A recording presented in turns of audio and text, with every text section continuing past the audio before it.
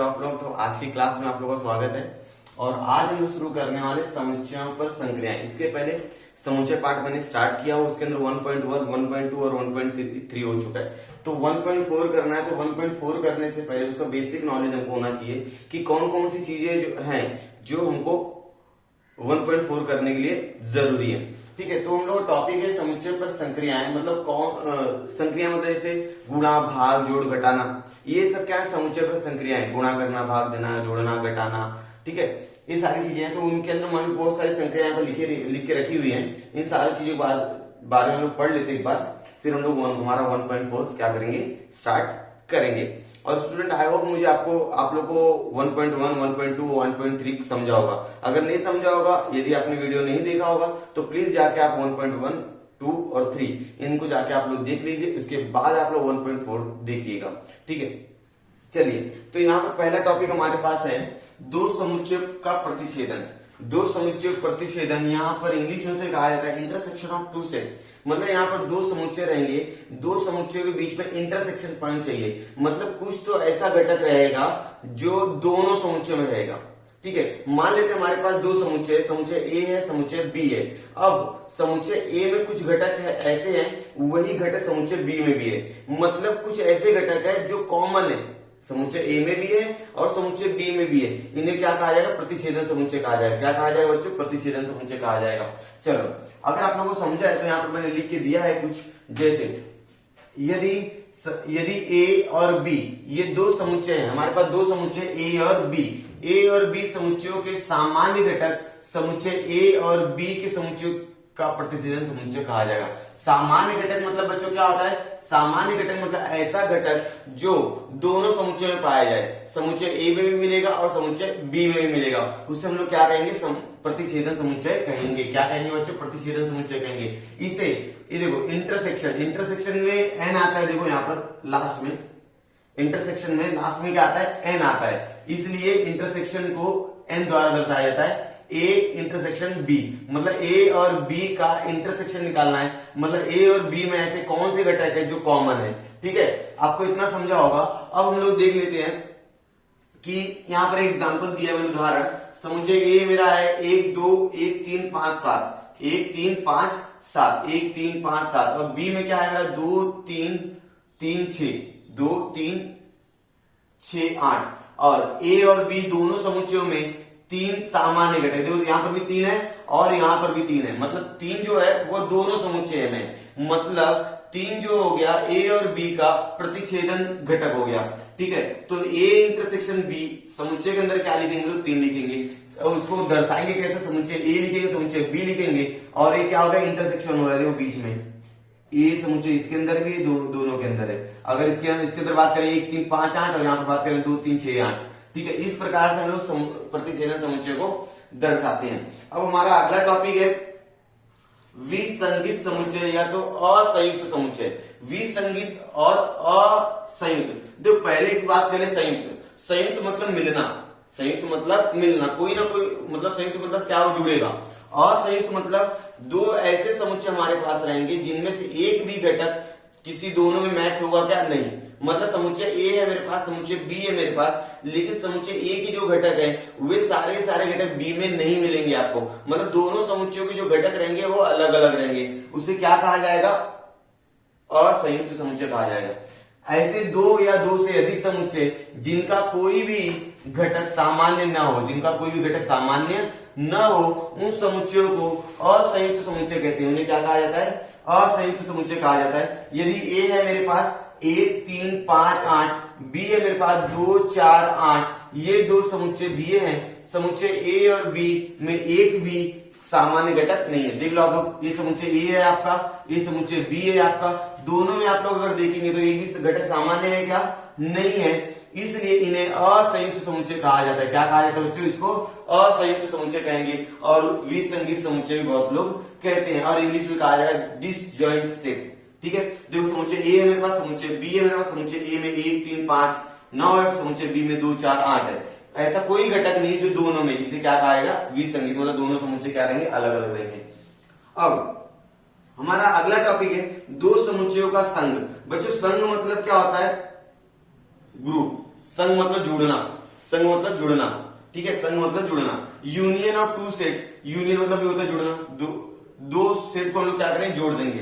मतलब समुच्चय ए, मान लेते हैं हमारे पास दो समुच्चय है, एक समुच्चय ए है और दूसरा समुच्चय बी है। समुच्चय ए के घटक समुच्चय बी के घटक हम लोग मिलाकर एक बड़ा समुच्चय बनाएंगे, उसे क्या कहा जाएगा, संघ कहा जाएगा। क्या कहा जाएगा बच्चों, संघ कहा जाएगा। ए और बी, क्या बोला यहाँ पर, ए और बी ये दो समुच्चय हैं, हमारे पास दो समुच्चय हैं, ए और बी ये दो समुच्चय हैं। इन दोनों समुच्चयों के घटकों को मिलाकर बनने वाले समुच्चय को ए और बी का संघ समुच्चय कहते हैं। हमारे पास दो समुच्चय, समुच्चय ए और समुच्चय बी। अब समुच्चय ए और समुच्चय बी के घटकों को मिलाकर एक आप लोग बड़ा समुच्चय बनाओगे, उसे हम लोग क्या कहेंगे, ए और बी, ए यूनियन बी। क्योंकि यहाँ पर यूनियन का यू से स्टार्ट होता है, इसलिए यहाँ पर क्या आ जाएगा बच्चों, यू आ जाएगा। इसे ए यूनियन बी इस प्रकार लिख के दिखाया जाता है, और इसे पढ़ेंगे क्या, ए संग बी इस प्रकार पढ़ा जाता है। जैसे हमारे पास दो समुच्चय यहाँ पर है, एक 3 4 5 6, 3 4 5 6 और 7 8 5 6।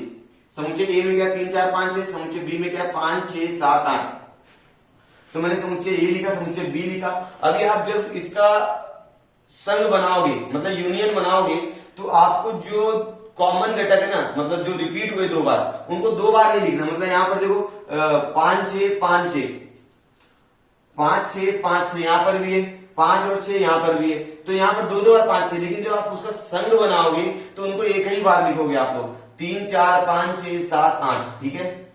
ये इसको बोलते हैं यूनियन घटक। समझ में आ गया, संघ समुच्चय।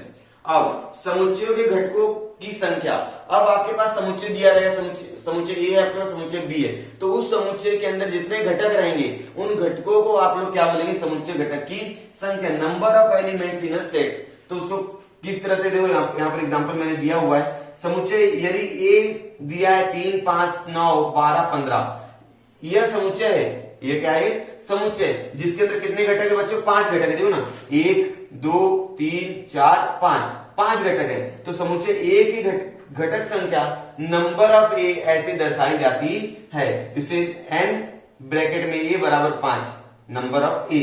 यदि बी में 6 12 18 24 30 36 है, तो नंबर ऑफ बी कितना हो जाएगा बच्चों, 6 हो जाएगा, ठीक है। तो इतना आपको समझा होगा क्या था, समुच्चयों पर संक्रिया हम लोग पढ़ रहे हैं। इसके अंदर हमने पहला देखा प्रतिच्छेदन समुच्चय, दूसरा देखा हमने असंयुक्त समुच्चय, तीसरा देखा संघ समुच्चय, चौथा देखा समुच्चय घटक की संख्या। अब हम लोग दो टॉपिक और बचा हुआ है, उसके बाद हम प्रश्न शुरू करेंगे। पहला देखेंगे प्रतिच्छेदन समुच्चय गुणधर्म और दूसरा देखेंगे संघ समुच्चय का गुणधर्म। इसके बाद हम लोग शुरू करेंगे हमारा प्रश्न संग्रह 1.4। पहले हमको पढ़ना है प्रतिच्छेदन समुच्चय कुछ गुणधर्म, उसके बाद हम लोग देखेंगे संघ समुच्चय के कुछ गुणधर्म। तो पहला क्या है, हमको मान लेना है कि यहाँ पर ए बी दो विश्व समुच्चय के उप समुच्चय है। मतलब ए और बी समुच्चय है, वो जो है विश्व समुच्चय क्या है, उप समुच्चय। उप समुच्चय के बारे में मैंने पहले बताया हुआ है, ठीक है। तो पहला गुणधर्म क्या होता है, अगर ए इंटरसेक्शन बी, क्या बोल रहा है, ए इंटरसेक्शन बी है तो बी इंटरसेक्शन ए दोनों बराबर रहेंगे। मतलब ए का इंटरसेक्शन बी के साथ निकालो, जो आंसर आएगा ओ, और बी का इंटरसेक्शन ए के साथ निकालो, दोनों का आंसर क्या रहेगा, समान रहेगा, ठीक है। मान लेते हमारे पास एक समुच्चय 1 2 3, ये समुच्चय मेरा ए है और बी में मेरे पास समुच्चय है 3 4 5, ठीक है। तो ए इंटरसेक्शन बी निकालो तो भी आपको 3 मिलेगा, ठीक है, और बी इंटरसेक्शन ए निकालो तो भी आपको 3 ही मिलेगा। तो दोनों क्या है, बराबर है। या तो ए इंटरसेक्शन बी निकालो या बी इंटरसेक्शन ए निकालो, बात क्या होगी, बराबर होगी। अब देखो ए इंटरसेक्शन बी ब्रैकेट में बी इंटरसेक्शन सी बराबर रहेगा A intersection B intersection C. मतलब हमारे पास तीन समुच्चय हैं ए बी सी, और तीनों के तीनों समुच्चय क्या है, विश्व समुच्चय के उप समुच्चय हैं। तो तीनों के तीनों समुच्चय का जो सामान्य घटक रहेगा समान रहेगा। एक पहले बी का इंटरसेक्शन सी के साथ निकालो, फिर जो इंटरसेक्शन आएगा उसका ए के साथ निकालो, तो वही इंटरसेक्शन ए और बी का निकालो पहले, और फिर जो इंटरसेक्शन इसका आएगा इसका सी से निकालो, आपका आंसर समान आएगा, ठीक है। जैसे अगर मैं यहां पर बता दूं कि मेरा सी, समझ लो यहां पर क्या सी है मेरे पास 4 5 6, 4 5 6। तो सबसे पहले क्या करना है आपको, ए बी इंटरसेक्शन सी निकालना है। तो बी इंटरसेक्शन सी क्या हो जाएगा, B intersection C B intersection C, इधर 4 और 5 है, इधर भी 4 और 5 है, तो हम लोग क्या लिखेंगे 4 5। फिर इसका क्या निकालना है, इसका निकालना है ए के साथ इंटरसेक्शन, तो A intersection B intersection C, सही है, बी इंटरसेक्शन सी। तो क्या हो जाएगा, अब इसमें देखो आपको ए घटक देखना है और ए देखना है, तो इसमें से कौन कॉमन है, कोई कॉमन नहीं है, तो इसका आंसर आएगा 0। ठीक है, इसका आंसर कितना आएगा 0। अब इधर देख लो ए इंटरसेक्शन बी कितना हमारे पास, ए इंटरसेक्शन बी हमारे पास 3 है। ठीक है, ए इंटरसेक्शन बी हमारे पास कितना है, 3 है। अब इसका किसके साथ निकालना है, ए इंटरसेक्शन बी का इंटरसेक्शन आपको सी के साथ निकालना है, तो इसका सी के साथ देखो, सी में क्या 4 5 6 है, इसमें 3 है, तो कोई घटक मैच हो रहा है क्या, नहीं मैच हो रहा है। A intersection B intersection C के साथ भी क्या आ रहा है, 0 आ रहा है, तो ये दोनों आंसर देखो समान आ गए, समझा। चलो इस तरह से अगर ए का इंटरसेक्शन आप रिक्त समुच्चय के साथ निकालोगे तो आपको क्या मिलेगा, यही मिलेगा, रिक्त समुच्चय ही मिलेगा, सॉरी ए मिलेगा, हाँ रिक्त समुच्चय मिलेगा, क्या मिलेगा, रिक्त समुच्चय मिलेगा। और ए का इंटरसेक्शन ए के साथ निकालो तो ए मिलेगा, दोनों समुच्चय एक ही है। ठीक है, अब हम लोग देख रहे हैं संघ समुच्चय, ये इतना ज्यादा इंपॉर्टेंट नहीं है हमारे 9वीं में, फिर भी हम लोग बता रहा हूं, इसको आप ध्यान नहीं दोगे तो भी चलेगा, सिर्फ एक सूत्र आएगा, उस सूत्र को याद रखना पड़ेगा बस। चलिए ए यूनियन बी है तो बी यूनियन ए भी क्या रहेगा, बराबर रहेगा, ए यूनियन बी निकालो, जो आंसर आएगा वही आंसर बी यूनियन ए का भी आएगा, बराबर, तो ये हो गया। और जैसे यहाँ पर इंटरसेक्शन के लिए देखा था वैसे यूनियन का भी यहाँ पर है, ए यूनियन बी ब्रैकेट में बी यूनियन सी जो है ये बराबर रहेगा ए यूनियन बी फिर यूनियन सी के, फिर ए यूनियन बी जो है वो ए के बराबर है, यहाँ पर इंटरसेक्शन के बराबर था तो यहाँ पर ए के बराबर रहेगा, और ए यूनियन बी जो है ए यूनियन ए वो ए के बराबर रहेगा। ठीक है, चलिए तो स्टूडेंट मैंने प्रश्न संग्रह 1.4 के यहाँ पर 2 सवाल लिखे हुए, टोटल 5 सवाल है, 2 सवाल मैंने यहाँ पर लिख लिए, सवाल नंबर 1 सवाल नंबर 2। ठीक है, अब हमको क्या करना है, इन दोनों सवाल को क्या करना है, हल करना है। इसके लिए मैं एक सूत्र बताऊंगा, सूत्र को खाली याद रख लेना, आप लोग सूत्र का उपयोग करके पूरा प्रश्न संग्रह होने वाला है।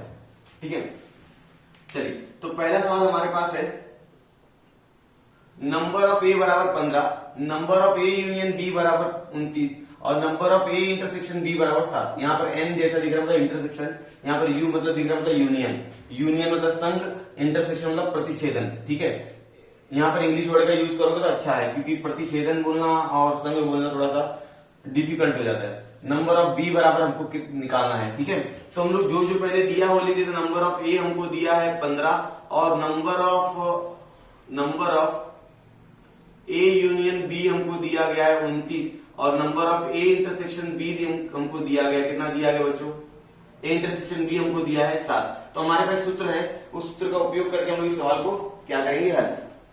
ठीक है, चलो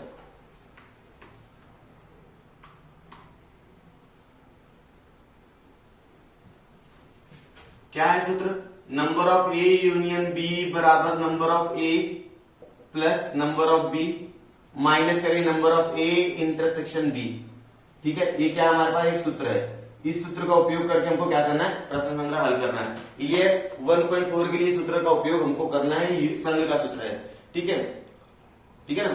चलो समुच्चयों के घटकों की संख्या था, वहां पर ये सूत्र आता, मैंने वहां पर बता नहीं पाया, लेकिन यहाँ पर आपको बता दे रहा हूँ, ये सूत्र आपको याद रखना है, इस सूत्र का उपयोग करके हम लोग करने वाले हैं। ये यूनियन बी हमको कितना दिया, 29 दिया, 29 रख लो, जहां पर जिसका मान हो मान रख दो। नंबर ऑफ ए हमको 15 दिया है, नंबर ऑफ बी हमको मालूम नहीं है, लेकिन इंटरसेक्शन हमको दिया है 7। ठीक है, अब 15 में से 7 जाएगा बच्चों कितना, यहाँ पर 15 है माइनस 7 कितना हो जाएगा 8, प्लस 8 हो जाएगा क्योंकि 15 प्लस है, 15 क्या बड़ी संख्या है, प्लस नंबर ऑफ बी बराबर निकालना है हमको।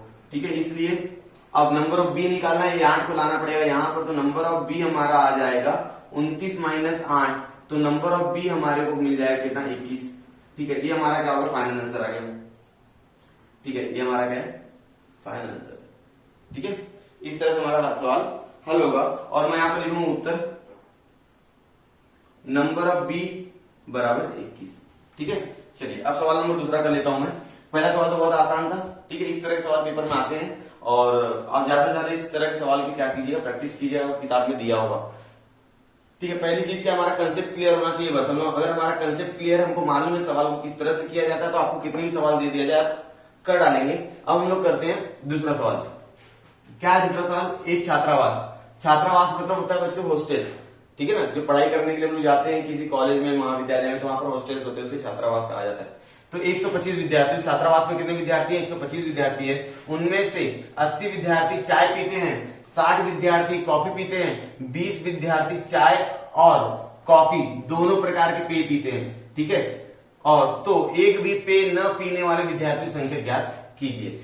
चलो, तो इसको थोड़ा सा हम लोग समझते हैं कि एक छात्रावास है, छात्रावास में टोटल विद्यार्थी कितना है? 125। अब 125 में से जो 80 विद्यार्थी हैं वो चाय पी रहे हैं, 60 विद्यार्थी जो है वो क्या पी रहे हैं? कॉफी पी रहे हैं, ठीक है। और 20 ऐसे विद्यार्थी हैं जो चाय भी पीते हैं और कॉफी भी पीते हैं। तो आपको पता लगाना है, तो ऐसे कितने विद्यार्थी हैं जो न तो चाय पीते हैं और ना ही कॉफी पीते हैं। चलो, तो मान लेता हूं, हल करते हैं।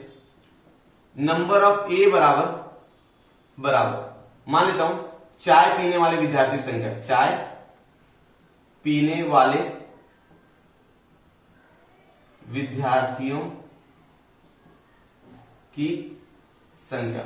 बच्चों, आप लोगों को यहां पर दो जन है, चाय और कॉफी है, इसलिए हम लोग दो समुच्चय मानेंगे, समुच्चय ए और समुच्चय बी। समुच्चय ए के अंदर कौन आएगा? चाय पीने वाले विद्यार्थी आएंगे। समुच्चय बी के अंदर कौन आएंगे? कॉफी पीने वाले विद्यार्थी आएंगे, ठीक है। तो इसलिए नंबर ऑफ ए, अभी चाय पीने वाले विद्यार्थी कितना है बच्चों हमारे पास? तो चाय पीने वाले विद्यार्थी हमारे पास है कितना है? 80 है। कितना है? 80, ठीक है। अब हम लोग बी को मान लेते हैं, कॉफी पीने वाले विद्यार्थियों की संख्या, ठीक है। चलो, नंबर ऑफ बी बराबर कॉफी पीने वाले विद्यार्थियों की संख्या। अच्छा बताओ बच्चों, कॉफी कितने लोग पी रहे हैं? कॉफी पी रहे हैं 60 लोग, देखो यहां पर लिखा है 60 लोग। तो नंबर ऑफ बी हमारा आ जाएगा, नंबर ऑफ बी बराबर हो जाएगा 60, ठीक है। अब चाय और कॉफी दोनों पीने वाले विद्यार्थियों की संख्या, उससे हम लोग बोलेंगे इंटरसेक्शन। जैसे मैंने प्रतिच्छेदन पहले आपको बताया, प्रतिच्छेदन मतलब ऐसे घटक जो दोनों में हो, ठीक है, दोनों समुच्चय में। तो ऐसे कितने विद्यार्थी हैं जो चाय भी पी रहे हैं और कॉफी भी पी रहे हैं? तो 20। ये क्या हो जाएगा? ए इंटरसेक्शन बी हो जाएगा। क्या हो जाएगा बच्चों? ए इंटरसेक्शन बी हो जाएगा। उसकी संख्या कितनी दी गई है? 20 दी गई है। तो मैं यहां पर लिखने वाला हूं number of A intersection B बराबर चाय और कॉफी, चाय और कॉफी दोनों पेय पीने वाले विद्यार्थी, चाय और कॉफी दोनों पेय पीने वाले विद्यार्थियों की संख्या आपको निकालनी है, ठीक है। चलो कितना हमारे पास? जो चाय भी पी रहे हैं और कॉफी भी पी रहे हैं, ऐसे कितने विद्यार्थी हमारे पास है? तो हमारे पास 20 विद्यार्थी हैं, ठीक है। तो हमारे पास एक फॉर्मूला है। अब देख लेते हैं कि ऐसे कितने विद्यार्थी हैं कम से कम एक पेय तो पीते ही है, या तो चाय पीते हो या तो कॉफी भी पीते हो। उसे कहा जाएगा ए यूनियन बी, ठीक है। ए यूनियन बी कहा जाएगा। क्या कहा जाएगा? A union B. तो number of A union B कम से कम एक पेय पीने वाले विद्यार्थी, ठीक है। कम से कम एक पेय, ठीक है। यूनियन में क्या आ जाएगा? जब लोग ए यूनियन बी निकालेंगे तो उससे हमको मालूम पड़ेगा कि भाई हाँ, इतने विद्यार्थी जो कम से कम एक पेय तो पीते हैं। और अगर हमको ये मालूम पड़ गया हाँ कम से कम एक पेय पीते हैं, तो टोटल विद्यार्थी हमारे पास कितना है? 125 है। तो हम लोग टोटल विद्यार्थी में से कम एक पेय पीने वाले विद्यार्थी क्या करेंगे? घटा देंगे। तो हमको ये मालूम पड़ जाएगा कि ऐसे कितने विद्यार्थी जो एक भी पेय नहीं पीते हैं, ठीक है। चलिए आ जाइए। तो हमारे पास फॉर्मूला है, क्या फॉर्मूला है? Number of A union B बराबर number of A plus number of B minus number of A intersection B. ये क्या हमारा सूत्र है बच्चों? क्या है? सूत्र है। चलो, नंबर ऑफ ए कितना हमारे पास? 80 और नंबर ऑफ बी कितना है? 60 और नंबर ऑफ ए इंटरसेक्शन 20 दिया हुआ है, ठीक है। चलो कोई बात नहीं। 80 और 60 कितना होता है? 80 और 60 हो जाता है 140। 140 में से 20 घटा दीजिए, आ जाएगा 120। ए यूनियन बी, ठीक है। अब 120 ऐसे विद्यार्थी जो कम से कम एक पेय तो पीते हैं, ठीक है। और हमारे पास टोटल विद्यार्थी कितने? 125 है। टोटल विद्यार्थी कितने? 125 है। तो 125 विद्यार्थी हैं तो उसमें से 120 ऐसे विद्यार्थी जो कुछ ना कुछ तो पीते हैं, तो चाय पीते हैं या तो कॉफी पीते हैं। तो कितने विद्यार्थी बच गए जो कुछ नहीं पीते हैं? तो हम लोग 125 में से 120 घटा देंगे तो हमारा आंसर आ जाएगा। तो हम लोग क्या बोलेंगे, एक भी पेय न पीने वाले विद्यार्थियों की संख्या, एक भी पेय न पीने वाले विद्यार्थियों की संख्या क्या आ जाएगा बच्चों, 125 माइनस 120, टोटल आ जाएगा 5 विद्यार्थी। कितना आ जाएगा बच्चों, 5 विद्यार्थी। ठीक है, चलिए, तो इस प्रकार से हमारा सवाल नंबर 2 हो गया। आपको समझा होगा पूरा। ये जो दोनों सवाल जो है बहुत इंपॉर्टेंट है, पेपर में आते हैं, तो इनको अच्छे से प्रैक्टिस कीजिएगा और आपको समझा होगा। तो इसी तरह जब भी ऐसा शाब्दिक प्रश्न आए तो आपको समुच्चय अलग अलग मान लेना है, उसका नंबर निकालना, संख्या निकालनी है, ठीक है, घटक कितने हैं, बाद में सूत्र लगाना है, फिर सबको समझना है जो भी उसके अंदर पहला मेन चीज क्या है, सवाल को आपको एकदम अच्छे से पढ़ने आना चाहिए। सवाल एकदम अच्छे से पढ़ लोगे आप तो आप सवाल हल कर सकते हो। तो अभी मैं इसकी बात करता हूँ सवाल नंबर 3। मैंने यहाँ पर तीसरा और चौथा सवाल लिख दिया, दोनों सवाल लिख दे रहा हूँ क्योंकि हमारे पास जगह है और सवाल बहुत छोटे छोटे, ठीक है, खाली इतना बड़ा बड़ा सवाल आपको दिख रहा होगा लेकिन उसको जब हम लोग हल करेंगे तो बहुत छोटा हो जाता है। तो दोनों सवाल मैंने लिखा होगा, तीसरा सवाल है और ये चौथा सवाल हमको, ये दोनों सवाल को क्या करना, हल। तो चलिए पहले सवाल पढ़ लेता हूँ। इस तरह के प्रश्न संग्रह में, इस तरह के सवाल में सबसे पहले आपको जरूरी सवाल एकदम अच्छे से पढ़ने आना चाहिए, ठीक है। तो अगर आप सवाल एकदम अच्छे से पढ़ लोगे तो आपको हल करोगे अपन। विद्यार्थियों के एक समूह में से 50 विद्यार्थी अंग्रेजी में उत्तीर्ण हो गए, ठीक है, विद्यार्थियों समूह है उसके अंदर 50 विद्यार्थी जो अंग्रेजी मतलब इंग्लिश में उत्तीर्ण हो, उत्तीर्ण मतलब पास हो जाना, उत्तीर्ण मतलब पास हो जाना, ठीक है। 60 विद्यार्थी गणित में उत्तीर्ण हो गए, 60 विद्यार्थी जो है वो गणित में पास हो गए। 40 विद्यार्थी दोनों विषयों में उत्तीर्ण हो गए, मतलब अंग्रेजी और गणित में दोनों में उत्तीर्ण हो गए। तो आपको बताना है दोनों में से कम एक विषय में कितने विद्यार्थी उत्तीर्ण हो गए। तो आपको क्या बताना है कि ऐसे कितने विद्यार्थी हैं जो कम से कम एक विषय में उत्तीर्ण हो गए हैं। आपको चाय और कॉफी वाला सवाल याद होगा, दूसरा सवाल उसके अंदर निकाला, देखो 120 आंसर आया था कि कम से कम एक पेय पीने वाले विद्यार्थी कितना, तो 120 आया था। ठीक उसी तरह यहाँ पर भी निकालना है कि कम से कम एक विषय में उत्तीर्ण होने वाले विद्यार्थी कितने हैं, तो उसे कहा जाता है यूनियन। क्या कहा जाता है, यूनियन, संघ निकालना है हमको, ठीक है। तो मैं मान लेता हूं, हल करता हूं। नंबर ऑफ ए बराबर अंग्रेजी विषय में, अंग्रेजी विषय में उत्तीर्ण होने वाले विद्यार्थी, उत्तीर्ण विद्यार्थियों की संख्या, ठीक है। तो इसलिए हमको नंबर ऑफ ए कितना मिल जाएगा बच्चों, बताइए, अंग्रेजी में कितना उत्तीर्ण हुए, इसलिए नंबर ऑफ ए बराबर हमारा आ गया है 50, ठीक है। ये हमारा अंग्रेजी विषय में उत्तीर्ण हो गए। तो अब गणित में नंबर ऑफ बी रहेगा, ठीक है, गणित विषय में उत्तीर्ण विद्यार्थियों की संख्या। अब बताइए गणित में कितने लोग पास हुए हैं, गणित में पास हो गए हैं 60 लोग, तो इसलिए मैं क्या बोलूं, नंबर ऑफ बी बराबर मेरा हो जाएगा 60, ठीक है। अब ऐसे कितने विद्यार्थी जो गणित में भी पास हो गए हैं और अंग्रेजी में पास हो गए, तो उसको बोलेंगे इंटरसेक्शन। तो मैं क्या बोलूंगा, number of A intersection B बराबर अंग्रेजी और गणित दोनों विषयों में उत्तीर्ण होने वाले विद्यार्थी, क्या लिखेंगे, उत्तीर्ण विद्यार्थियों की संख्या। कितने बच्चों जो दोनों में उत्तीर्ण हो गए हैं, तो मेरे पास उसका आंसर है number of intersection B, intersection B बराबर हमारे पास है 40। कितने हैं, 40 ऐसे विद्यार्थी हैं जो दोनों में उत्तीर्ण हो गए। तो हमारे पास सूत्र क्या है, हमारे पास सूत्र है कि number of A union B बराबर number of A plus number of B minus number of A intersection क्या आ जाएगा बच्चों, बी आ जाएगा, ठीक है। क्या हमारा सूत्र है, इसी सूत्र का उपयोग करके हम लोग 1.4 के सारे सवाल करने वाले हैं, समझा।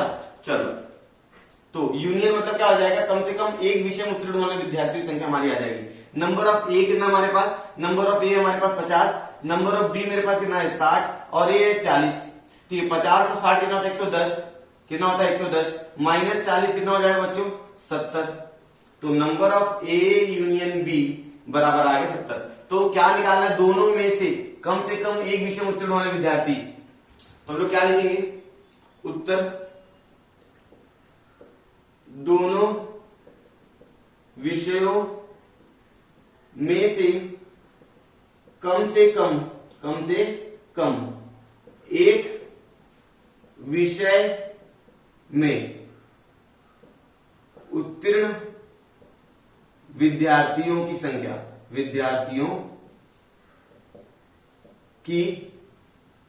संख्या 70 है।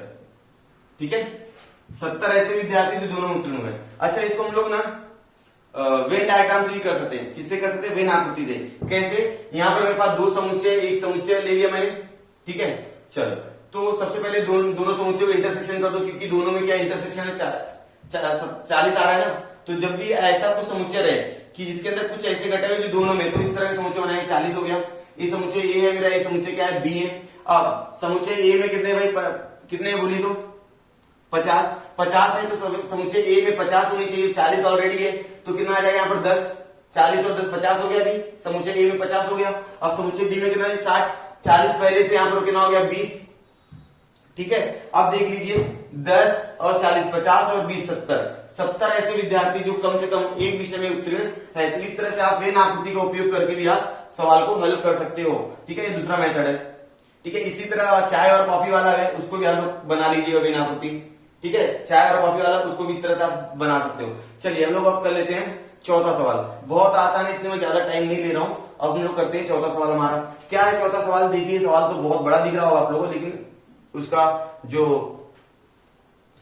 सॉल्यूशन है, हल है, बहुत आसान रहेगा। किसी विद्यालय की कक्षा 9वीं के कुल 220 विद्यार्थी हैं। कक्षा 9वीं में टोटल कितने विद्यार्थी, टोटल 220 विद्यार्थी हैं। विद्यार्थियों रुचि का निरीक्षण किया गया। मतलब रुचि मतलब उनका इंटरेस्ट, मतलब 9वीं कक्षा में टोटल 220 विद्यार्थी हैं। फिर उन विद्यार्थियों रुचि को निरीक्षण किया गया। पिकनिक जाने वाले वो लोग, ठीक है, तो पिकनिक जाने के लिए उनका निरीक्षण किया गया। तो इनमें से 130 विद्यार्थी पर्वतारोहण, क्या करने के लिए, पर्वतारोहण, पर्वत पे चढ़ते हैं ना लोग जाते हैं, ठीक है, पर्वतारोहण करने के लिए। और 180 विद्यार्थी आकाश दर्शन में।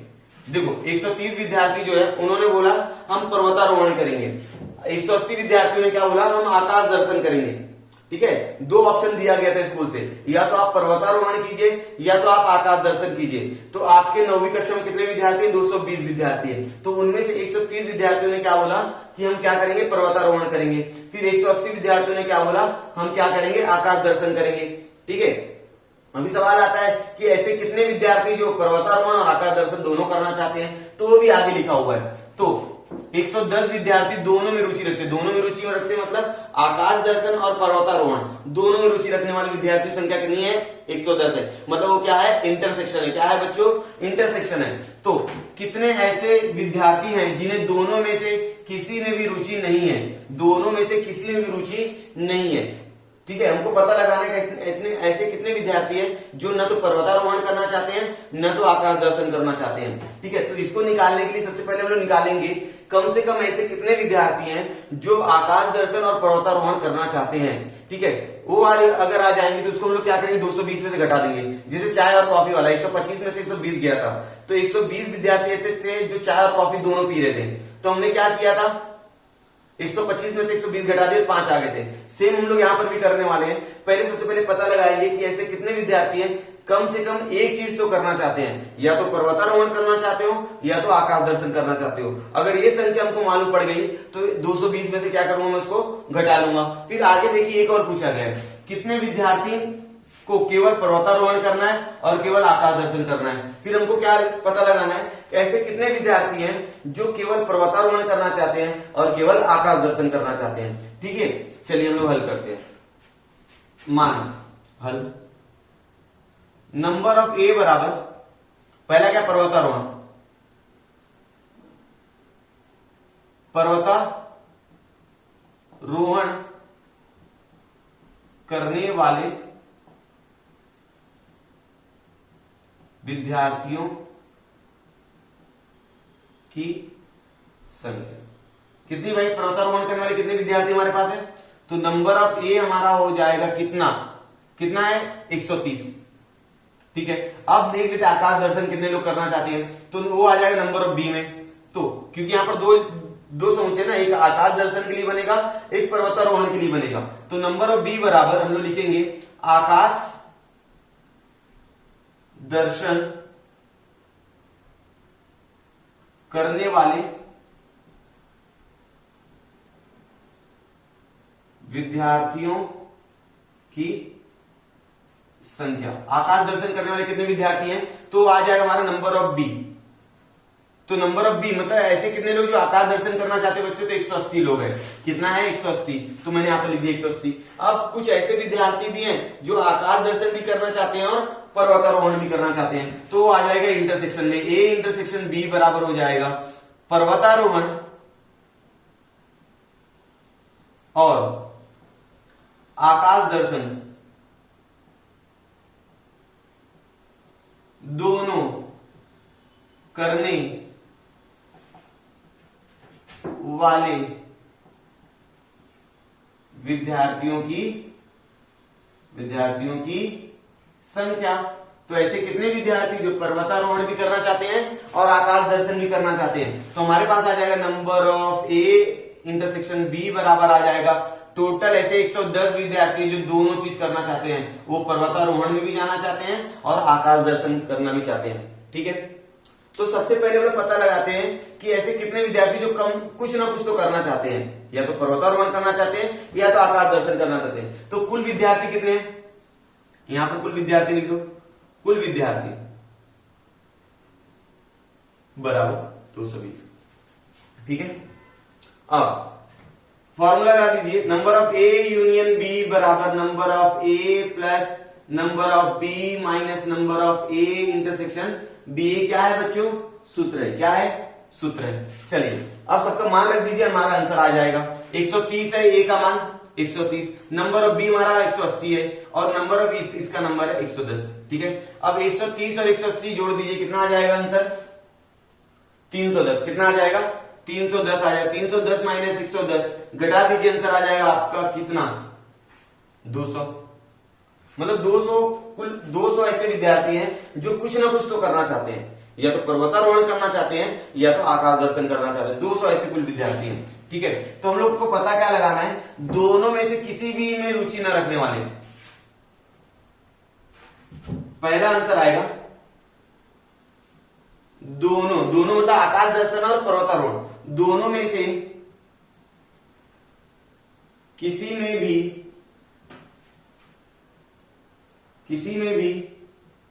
रुचि न रखने वाले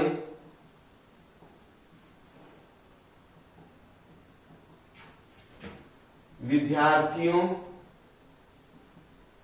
की संख्या। कितना आएगा बच्चों विद्यार्थी संख्या, दोनों में से कुछ नहीं करना चाहते हो, तो हमारे पास टोटल विद्यार्थी है कितना, टोटल विद्यार्थी हमारे पास है 220। 220 विद्यार्थी माइनस 200, तो हमारे पास कुल 20 विद्यार्थी आ जाएंगे। मतलब 20 विद्यार्थी हैं जो ना तो पर्वतारोहण करना चाहते हैं ना तो आकाश दर्शन करना चाहते हैं। अब हमारा दूसरा सवाल पूछा गया है कि कितने विद्यार्थी जो केवल पर्वतारोहण करना चाहते हैं और कितने ऐसे विद्यार्थी जो आकाश दर्शन करना चाहते हैं। तो यहां पर जगह नहीं, मैं इसको मिटा लेता हूं, इसको मैं मिटाता हूं, फिर यहां पर इसका सोल्यूशन लिखता हूं मैं। ठीक है, देखिए केवल पर्वतारोहण में रुचि रखने वाले विद्यार्थियों की संख्या, केवल पर्वतारोहण में रुचि रखने वाले विद्यार्थियों की संख्या जो केवल पर्वतारोहण करना चाहते हैं। तो मुझे पहले बता दीजिए पर्वतारोहण में रुचि रखने वाले विद्यार्थी कितना है, 130 है। ठीक है, 130। अब ऐसे कितने विद्यार्थी हैं जो दोनों करना चाहते हैं, तो दोनों करने चाहने वाले घटा दीजिए, नंबर ऑफ, सॉरी इसका फॉर्मूला बनेगा number of A minus number of A intersection क्या आ जाएगा बी। ठीक है, अब अगर मैं इसमें से इंटरसेक्शन घटा दूं ठीक है। 120 130 विद्यार्थी है मेरे पास, अगर मैं इसके अंदर से इंटरसेक्शन घटा दूं जो दोनों करना चाहते हैं तो मेरा आंसर आ जाएगा 20। तो 20 ऐसे विद्यार्थी रहेंगे जो केवल पर्वतारोहण करना चाहेंगे, ठीक है। 20 विद्यार्थी, कितना विद्यार्थी बच्चों? 20 विद्यार्थी।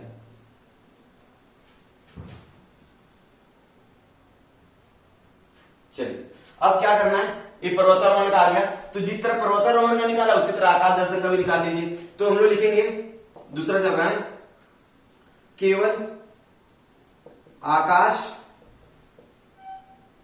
दर्शन में रुचि